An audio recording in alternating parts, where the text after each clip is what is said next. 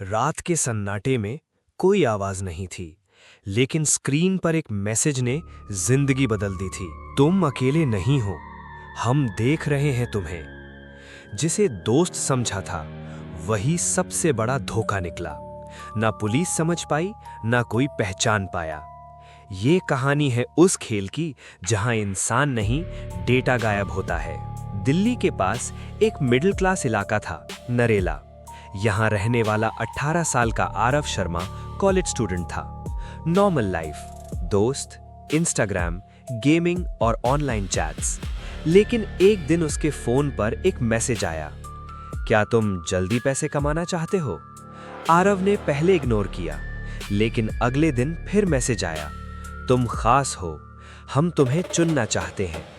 यहीं से शुरुआत हुई उस कहानी की जिसने पूरे शहर को हिला दिया। मैसेज भेजने वाला खुद को बताता था R9 ग्रुप, एक ऐसा नाम जो कहीं रजिस्टर नहीं था, लेकिन इंटरनेट के डार्क कॉर्नर्स में बहुत एक्टिव था। आरव को पहले छोटे छोटे टास्क दिए गए, एक ऐप इंस्टॉल करो, एक आईडी वेरीफाई करो, एक अकाउंट मैनेज करो, और हर टास्क के बदले पैसे मिलने लगे। आरव खुश था, लेकिन उसे नहीं पता था कि वो धीरे धीरे एक ट्रैप में फंस रहा था।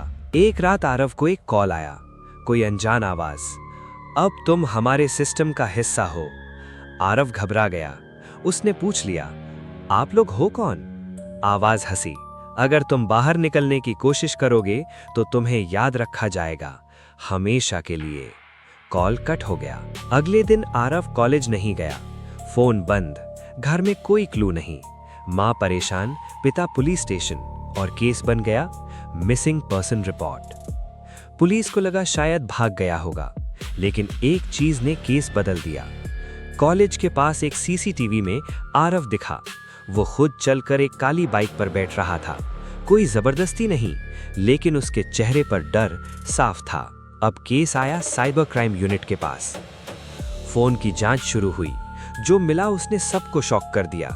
200+ unknown encrypted chats, foreign IP addresses, auto delete messages, hidden wallet transactions.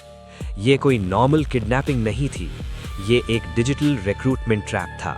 R9 group कोई गैंग नहीं था, ये एक इंटरनेशनल डिजिटल नेटवर्क था जो लोगों को ऑनलाइन ल्योर करता था, काम के नाम पर फंसाता था और फिर इल्लीगल डिजिटल वर्क करवाता था, जैसे fake accounts, scam calls, data theft. Police को एक लीड मिला, एक अबैंडन्ड कोवर्किंग स्पेस नोएडा में।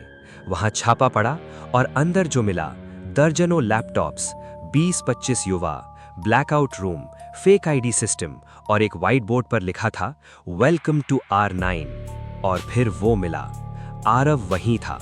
लेकिन वो भाग नहीं रहा था, वो काम कर रहा था, क्योंकि उसे धमकी दी गई थी कि अगर तुम रुके तो तुम्हारा डेटा लीक कर देंगे और तुम्हारा परिवार खतरे में होगा।